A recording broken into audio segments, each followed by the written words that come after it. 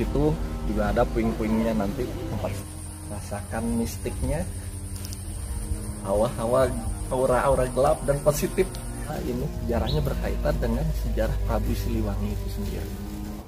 Auranya gimana banget asli. Kamu bisa lihat.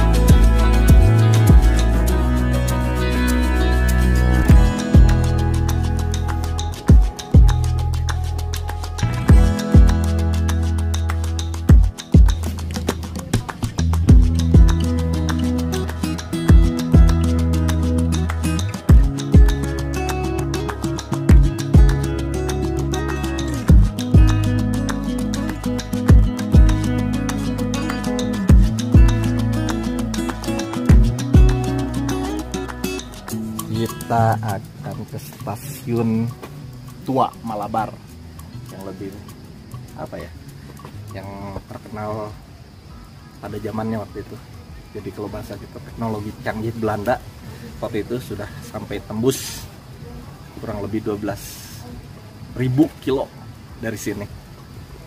Itu untuk salah satu radio komunikasi paling canggih pokoknya. Nanti kita lihat. Dan yang ada sekarang nanti kita lihat itu tinggal puing-puingnya saja. Oke, ayo.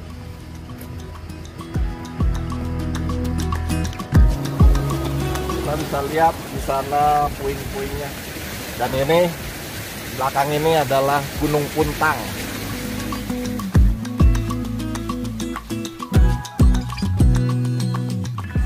Ini ada gambaran penjelasan sedikit tentang sejarah bagaimana radio Malabar ini dibuat.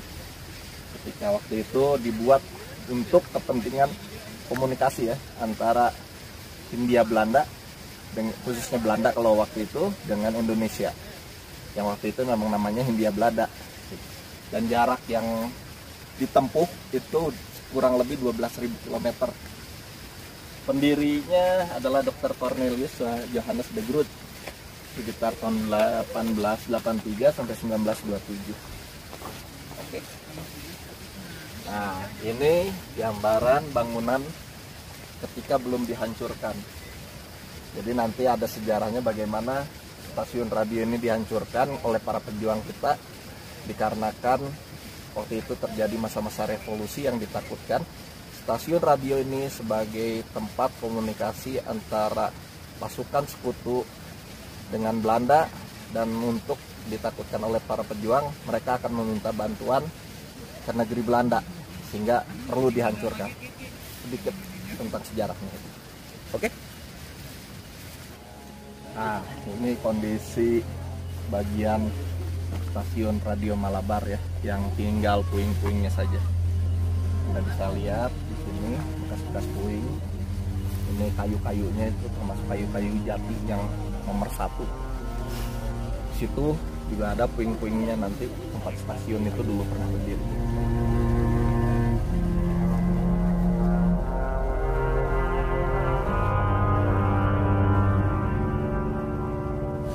Ini salah satu puing-puing stasiun radio Malabar ya, dimana bisa dilihat bekas-bekas kerusakannya yang dihancurkan oleh para pejuang pada waktu itu. Ayo kita lihat.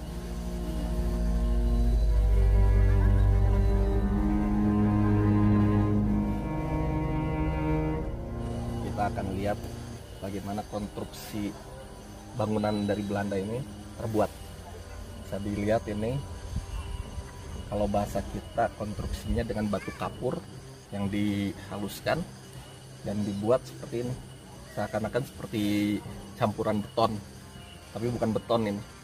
Bisa dilihat nih batu-batu pecah atau batu-batu kali yang dipecah, dan ketebalannya ini kurang lebih sekitar 30 cm, sehingga bisa dibayangkan kekuatannya bangunan-bangunan Belanda pada saat itu dan kesulitan pasukan kita menghancurkannya.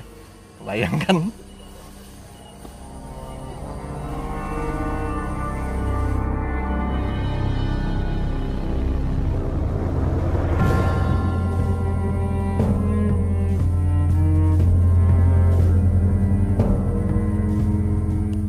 Lihat di sini bangunannya itu tidak memakai batu bata, tapi langsung batu kali.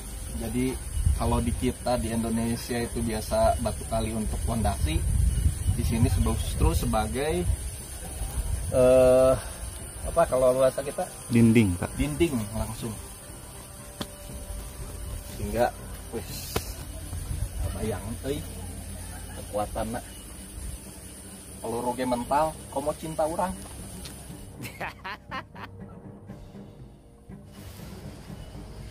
Nah, generasi muda, hal-hal vandalisme ini yang nggak boleh. Ini tempat bersejarah, tempat bagaimana kita mengetahui sebuah kisah tercipta tapi dirusak dengan hal-hal vandalisme semacam ini. Sebaiknya jangan dilakukan lagi ya.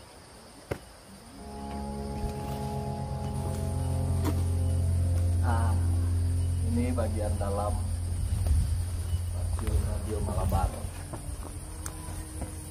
Rasakan mistiknya, hawa-hawa, aura-aura gelap dan positif campur jadi satu di sini.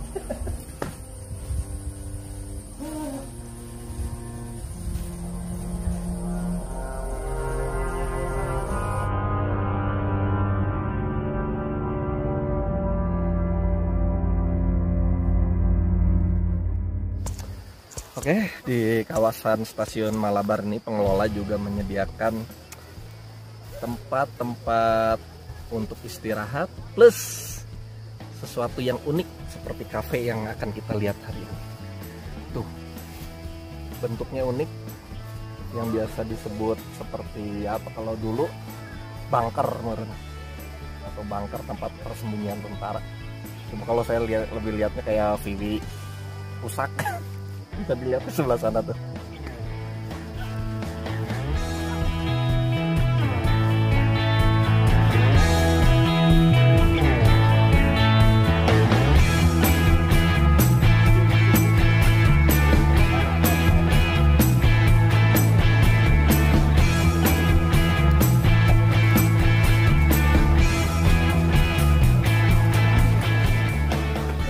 Kamu ngopi, Pak? Oh, katanya lapar, kenapa ngopi? ya minimal asam lambung naik, jadi nahan kena lapar. Itu GERD, Pak. Bahaya, Pak, GERD. Rasanya sakit.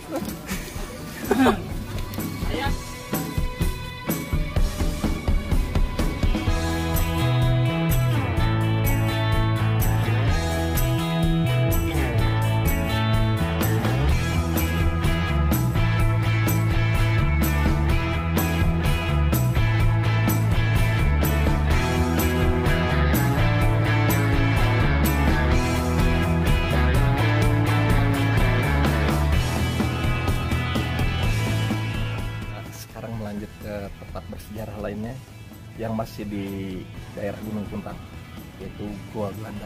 Ayo kita lihat.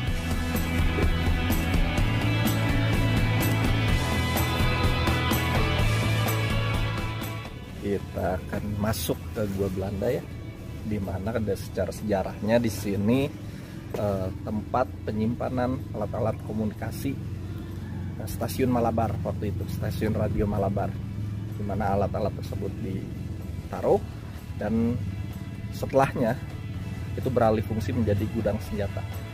Ayo kita lihat. Oke, Gua Belanda ini sebenarnya tidak terlalu jauh dari jalan. Jadi kalau misalkan kita masuk dari arah sana, itu paling kurang lebih sekitar 20 meter ke arah mulut guanya. Ayo kita sekalian masuk ke sana, dan di sebelah situ juga ada penjelasan tentang Gua Belanda itu sendiri. Oke. Nah, di sini dijelaskan tulis bahwa Gua Belanda ini mempunyai panjang ke dalam itu 165 meter dan tinggi 170. Jadi menurut sejarah, Gua Belanda ini dahulu dipakai untuk penyimpanan komponen peralatan stasiun radio dan telepon yang dimiliki oleh stasiun Malabar. Cuma dalam kisah yang lain itu diceritakan bahwa panjang lorong ini berbeda. Jadi ada ceritanya itu panjangnya itu kurang lebih 1 km.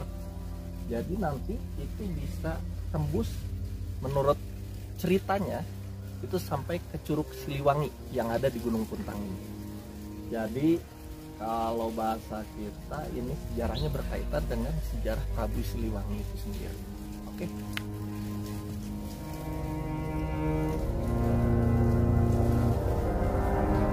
Nah, ini mulut Gua Belanda. Jadi di sini kelihatannya gelap, dan berhubung kita cuma memakai peralatan seadanya, jadi mungkin kita akan hanya menggunakan penerangan dari HP saja. Oke, kita ikuti jalur, kita masuk melalui gua. Kudu hati-hati ya, soalnya guanya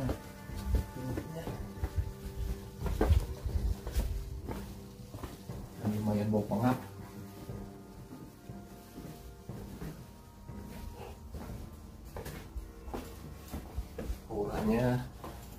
Gak enak banget asli. Mungkin kita tidak sampai ke ujungnya. Kalian bisa lihat ujungnya masih lumayan panjang, cuma saya nggak ambil resiko tanpa didampingi oleh penjaga di sini. Soalnya penjaganya di sini nggak ada. Oke, baik.